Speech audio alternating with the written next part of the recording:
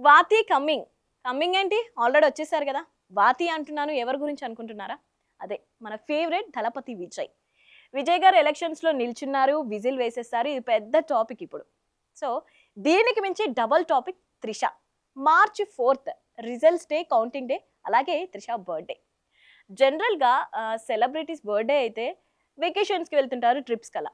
కానీ త్రిష మాత్రం ఈరోజు తిరుమల విజిట్ చేశారు. ఎందుకు తిరుమల విజిట్ చేశారు? ఎలక్షన్స్ కౌంటింగ్ ఉందని తిరుమల విజిట్ చేశారా? లేదంటే బర్త్‌డేని విజిట్ చేశారా? అనుకునే లోపే త్రిష మనకు పెద్ద షాక్ ఇచ్చింది.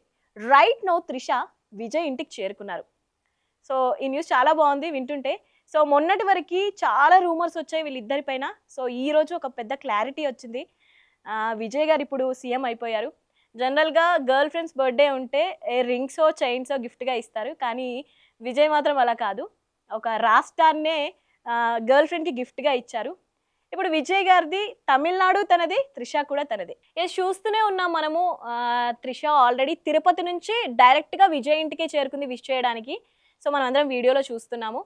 అయితే ఇప్పుడు ఇంకా పెద్ద సస్పెన్స్ మొదలైంది. అదేంటి అంటే 2 నియోజకవర్గాల్లో కూడా విజయ్ భారీ మెజారిటీతో గెలుపొందారు. ఒకటొచ్చేసి పెరంబూర్, ఇంకోటొచ్చేసి తిరుచి. ఈ 2 నియోజకవర్గాలున్నాయి. ఒక నియోజకవర్గానికి తను రిజైన్ చేసి వెళ్ళిపోవాలి.